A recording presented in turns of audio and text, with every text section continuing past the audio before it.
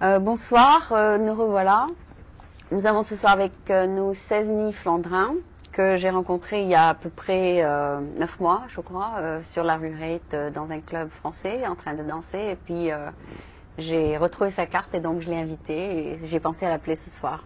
Bonsoir, merci. Donc, Cézanne Flandrin est ce soir avec nous. Tout d'abord, je vais peut-être te demander, étant donné que tu as été un spectateur là pendant 2 heures, que penses-tu des remarques tu as compris aussi l'anglais, n'est-ce pas? Tu comprends l'anglais? Oui.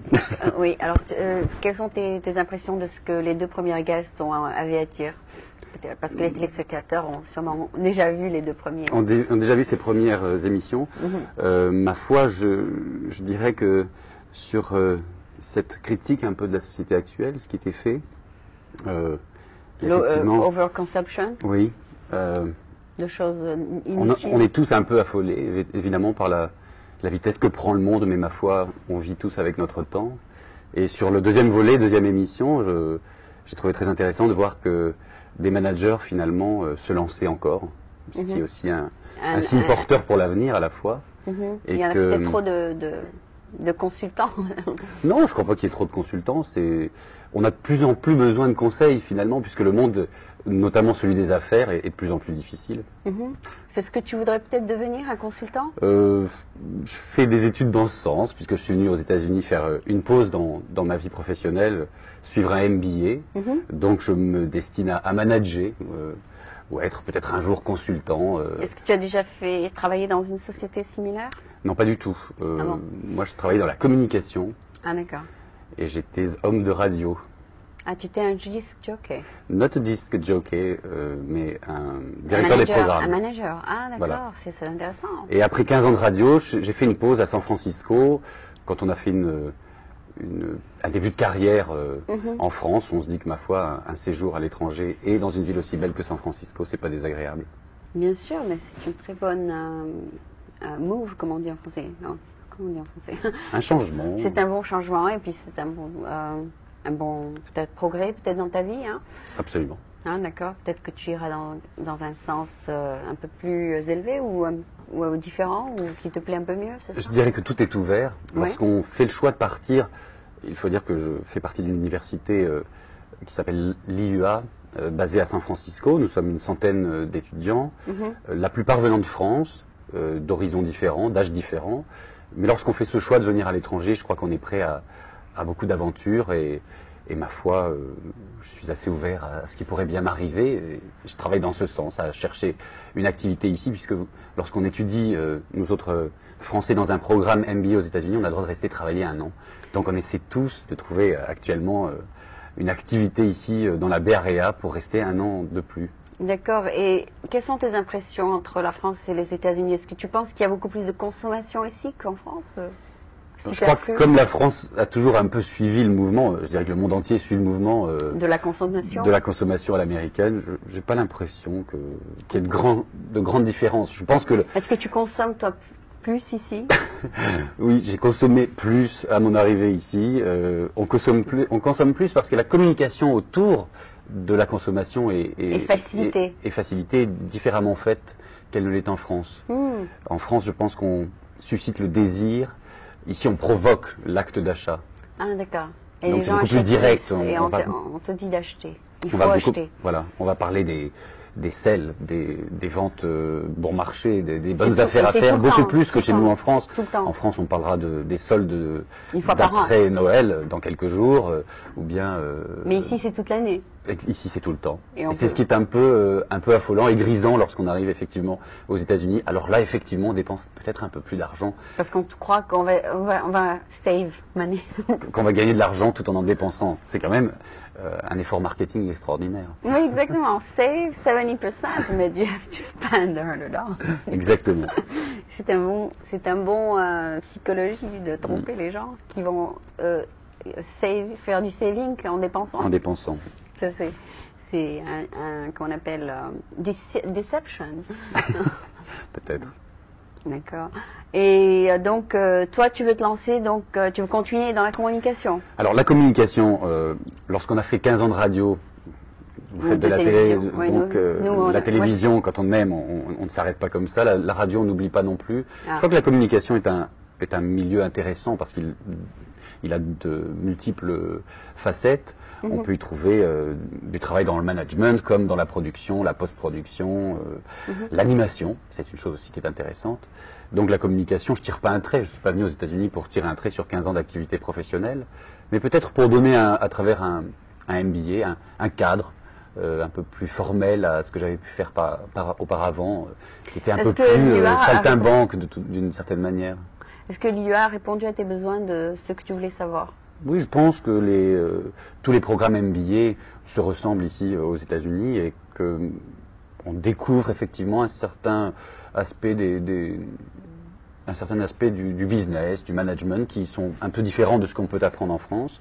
Et ma foi, je crois que j'en retire de bonnes choses. Ah, tant mieux, tant mieux. Donc, et comparé à 15 ans de vie professionnelle, ma foi, on remet quelques pendules à l'heure et on essaie de se dire qu'on peut repartir d'un bon pied. Et puis là, il y a plus de technologie, non?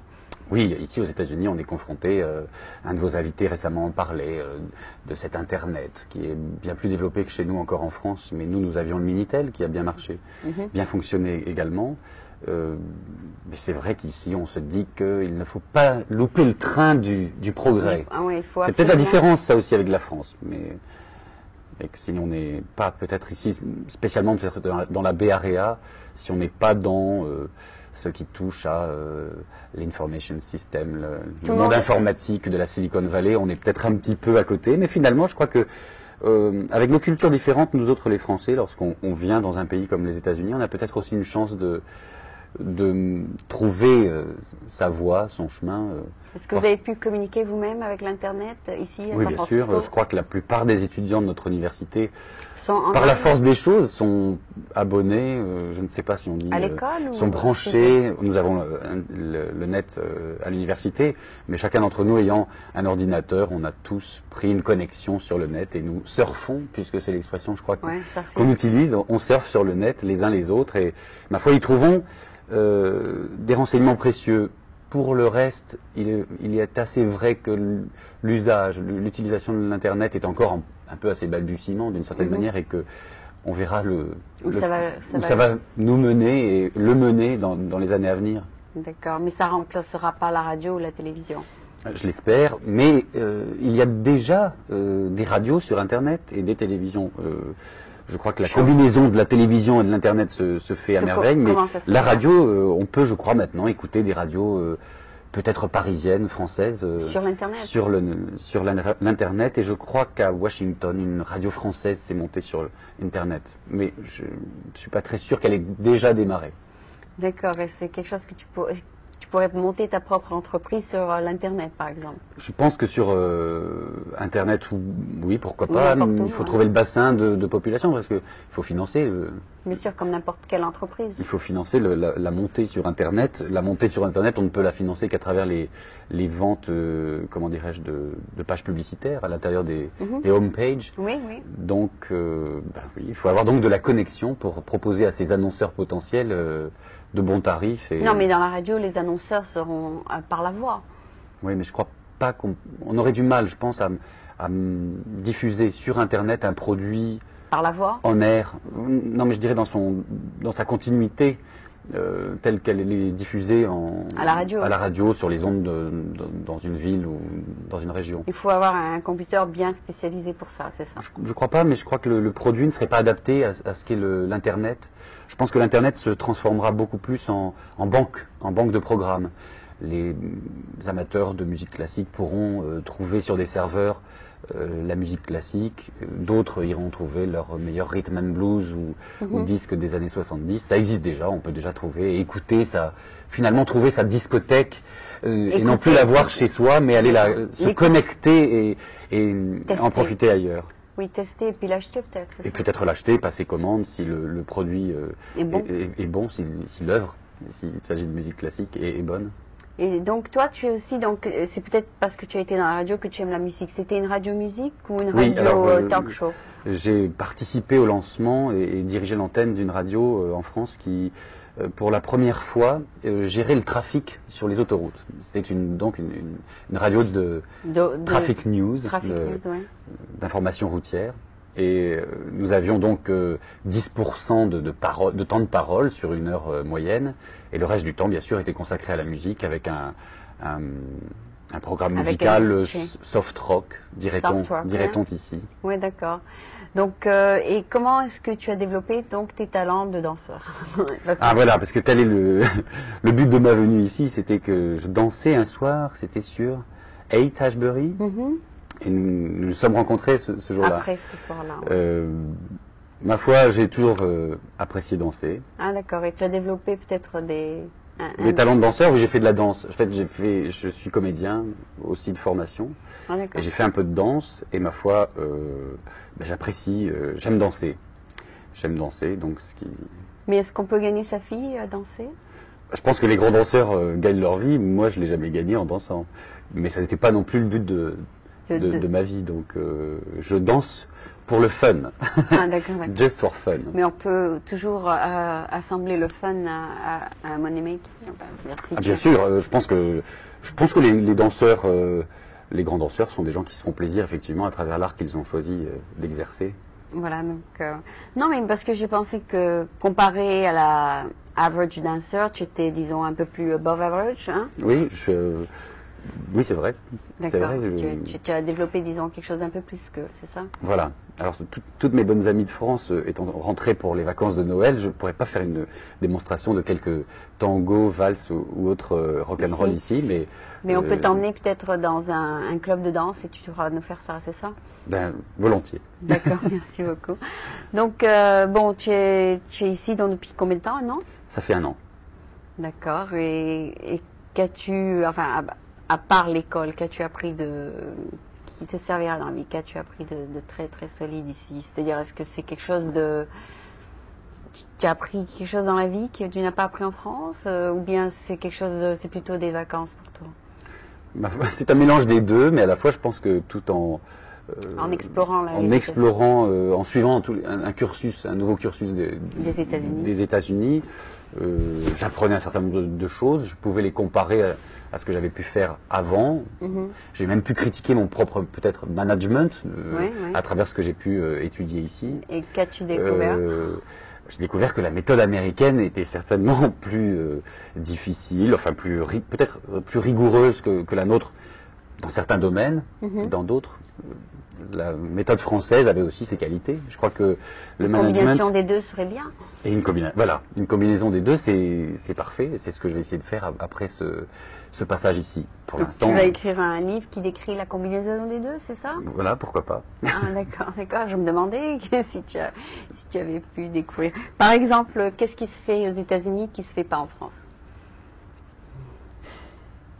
Ou qu'est-ce qui se fait en France qui se fait pas aux États-Unis? Dans le management? Oui. Je sais pas, rien ne me vient comme ça, mais je pense que dans l'étude du management, je pense que ça ne s'étudie pas en France, même dans les programmes un peu plus développés universitaires. Le management, on étudie les ressources humaines, on étudie le management un petit peu en France, mais pas de façon aussi poussée que ça ne l'est dans les MBA, avec cette espèce de but final qui est quand même d'être le manager qui pourrait avoir beaucoup de succès pour l'avenir. Je crois que ça c'est peut-être beaucoup plus marqué ici. On étudie beaucoup plus les relations avec les employés, ses subordonnés, comme on les appelle ici, ou ses pairs, ses égaux et son management supérieur, pour découvrir sa propre façon de fonctionner dans le management. Je crois que ça on le fait peut-être pas en France, mais peut-être que c'est une affaire de culture. Ou peut-être n'ai-je pas suivi en France les études qui me permettaient d'apprendre ce genre de choses. Est-ce que tu as travaillé dans une entreprise américaine? Pas encore. Ah d'accord, donc tu n'as pas expérimenté le style américain. Le style américain. Mais à travers des amis qui travaillent ici, Ils t'ont dit. Oui, puis je l'ai étudié pendant un an, parce que j'ai fait un MBA de management, c'était pour étudier ce qu'il se faisait ici. Alors donc je l'ai appris, puis j'essaie de voir, et je trouve des différences, effectivement, dans le style, sûrement, ou dans le... Je dirais pas le professionnalisme, parce que je crois que les entreprises françaises se débrouillent très bien, mais... Mais par exemple, que penses-tu du style ici de se débarrasser des employés très vite en France, c'est beaucoup plus stable, non? En France, la structure sociale est un petit peu différente que celle des États-Unis, donc je me sens peu apte à juger de quel est le système. Je crois que de toute manière, on y vient en France également. Les licenciements en France se font maintenant très facilement. Assez facilement, puisque de toute manière, il y avait dans le temps l'autorisation préalable au licenciement. Lorsqu'il y a une tonne de dossiers dans un bureau, même d'un juge, les cas sont très vite jugés. C'est que les dossiers les plus anciens passent à la poubelle et l'autorisation est donnée de licencier très rapidement. Enfin, après, cette loi a dû disparaître d'ailleurs. Je crois que lorsqu'une entreprise n'est pas en forme et que la conjoncture économique n'est pas bonne, il n'y a hélas pas toujours beaucoup d'autres moyens. Maintenant, je pense qu'ici, on réfléchit peut-être plus à ce qui peut être fait avant même de downsizer, comme on le dit. Non, je ne parle pas surtout de ça. Je parle du fait que c'est très facile de renvoyer les gens ici. Oui, on leur dit du jour au lendemain, vous avez fini votre contrat. C'est vrai qu'il y a peut-être une plus grande sûreté de l'emploi en France. Ce qui fait qu'ici, aux États-Unis, il y a peut-être une plus grande mobilité de l'emploi, qui fait peut-être que le marché de l'emploi est plus dynamique. Mais je ne suis aucunement expert en la matière. D'accord, parce que tu ne l'as pas expérimenté. Non. D'accord. Et la plupart des choses que tu as étudiées, c'est surtout relations humaines dans le Relations humaines, management en soi, c'est-à-dire ces relations donc avec les pairs et les subordonnés. Les relations publiques aussi qui sont développées de façon assez intéressante ici. De toujours avoir une compagnie de relations publiques Oui, ou de devenir soi-même un jour, pourquoi pas, relations publiques. Ah oui, de pratiquer ce qu'est le travail d'un chargé de relations publiques dans une entreprise. D'accord, de toujours avoir des bonnes relations avec les clients, c'est ça? Voilà. Mais je peux rassurer les téléspectateurs, notre MBA forme également à la finance. Et autre chose. Moi, je n'ai pas choisi ce major-là, donc je fais plutôt ce qui est management et relations publiques, ressources humaines. D'accord. Mais bon nombre d'étudiants de l'IUA sont spécialisés, ont un major en finance, et là suivent plus particulièrement le marché ici à San Francisco ou encore. Et on t'apprend aussi à monter une entreprise, n'est-ce pas? Je crois pas. Non, en soi, un MBA ne prépare pas spécialement à ouvrir une entreprise. Je crois que le désir d'entreprendre, c'est quelque chose de très personnel. Et non, mais ils t'apprennent les steps pour ouvrir une entreprise. Bien sûr, comme toute formation, mais même en France, on apprend à monter une entreprise. Monter une entreprise, c'est pas très compliqué finalement, quel que soit l'endroit où on se trouve dans le monde. Ce qu'il faut, c'est la volonté, un peu de chance sûrement, mais beaucoup de volonté. Et le désir de réussir. Et le désir de réussir. Un de vos récents invités avait lancé son entreprise... en copiant ce que son patron a fait. Un petit peu, en tous les cas en ayant la volonté de le faire. Et bien sûr, au bout de 6 mois, avait déjà 3 ou 4 bons clients. C'est déjà un bon démarrage. Je crois que quand on monte une entreprise, on a 3 à 5 années difficiles. Et il faut y faire face. J'ai vécu cette expérience puisque j'ai créé en France une entreprise. C'était une radio, mais qui n'a vécu que 3 ans, hélas, puisqu'une réglementation avait mis fin à un certain nombre de radios en région parisienne à l'époque. Mais j'avais apprécié énormément cette expérience d'entrepreneur, parce que l'entrepreneur est peut-être un peu différent du manager. D'accord. Manager, on peut l'être, ma foi, sans avoir été entrepreneur. C'est vrai, tu peux être engagé par un entrepreneur.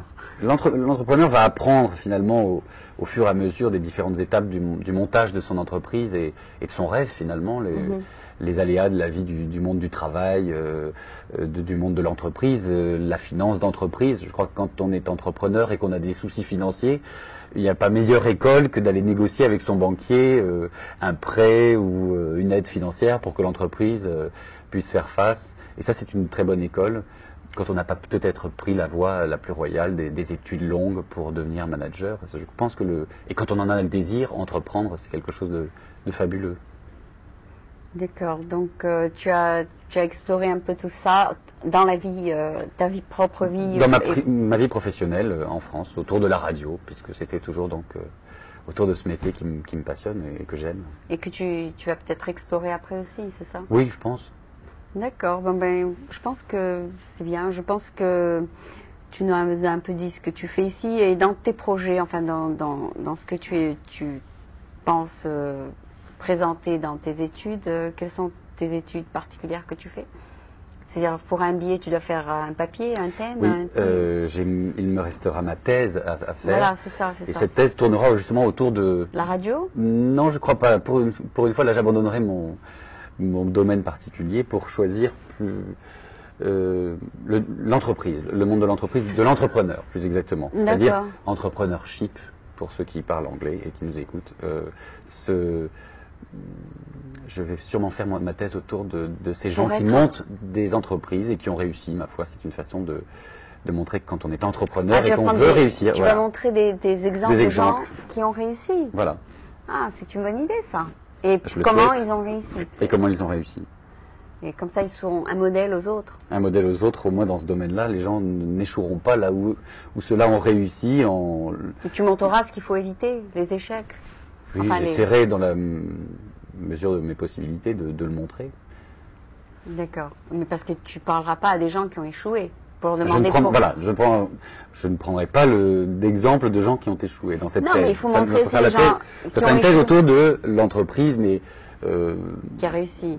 Voilà. Oui, mais il faut montrer aussi les gens qui ont échoué, comme ça tu montres pourquoi ils ont échoué. Voilà. Je pense que ça fera partie de la thèse, puisque parler de ceux qui auront réussi, fatalement à un moment donné, ils parleront de pourquoi ou comment ils n'ont pas échoué, donc on traitera effectivement le sujet. Non, mais par exemple, tu prends l'industrie de, je ne sais pas quelle industrie tu vas prendre, mais n'importe quoi, un vendeur d'habits par exemple. Tu vas montrer un exemple de quelqu'un qui a réussi et pourquoi, et quelqu'un qui a échoué et pourquoi. Comme ça, tu montres les deux exemples. C'est une idée à laquelle je n'avais pas pensé pour l'instant dans ma liste. Je mets d'exemples que de personnes qui ont réussi, mais je pense qu'effectivement, je crois que le sujet serait trop vaste, parce que je pense qu'on peut faire bien une thèse sur l'échec du lancement d'entreprise. Donc je vais en faire une, moi, sur ce qui concerne les... Mais il y a plusieurs raisons d'échouer. Enfin, il y a peut-être un mismanagement, il y a des fois des raisons autres. Voilà, mais tout ça, ça serait peut-être plus d'une thèse. Non, il faut des exemples concrets de pourquoi ils ont échoué. Voilà, peut-être. Je suis d'accord, allez. Je suis d'accord. D'accord. Bon, écoute, je pense que tu nous as un peu dit tout ce que tu fais ici. Je te remercie beaucoup d'être passé. Mais c'est moi. Ok, j'espère donc venir te filmer avant que tu partes en France quelque part. On trouvera bien un endroit où tu pourras danser, n'est-ce pas? On dansera. On mettra ça après l'interview pour montrer que tu sais aussi parler aussi bien que danser, n'est-ce pas? On va essayer de bien danser. D'accord. Je crois que tu danses un peu mieux que tu ne parles. Donc il vaut mieux plutôt explorer ça. Donc c'était Cézanne Flandrin qui est donc ici étudiant. Étudiant de la vie, étudiant un peu de tout. Enfin, nous sommes tous des étudiants, donc... voilà, on apprend tous les jours. Voilà, donc il est ici et il nous a fait plaisir d'être venu. Et donc là, si on peut le filmer d'ici que le programme passe, vous le verrez donc danser après cette interview. Merci beaucoup. Bon Noël. Joyeux Noël, ah oui, c'est ça. Ça va passer donc à Noël. Là, donc tu attends un petit peu, on va faire un petit peu de... les crédits. Eh oui, alors donc... les crédits. Mais bon, je parle pas si mal quand même, j'exagère. Hein. Non, j'ai pas dit que tu parlais mal, j'ai dit que... Je pense mieux que je ne parle. Il n'y a pas le son. Hein. Bon, on a jusqu'à 10h, donc vous pouvez chacun passer. Non. Vous allez...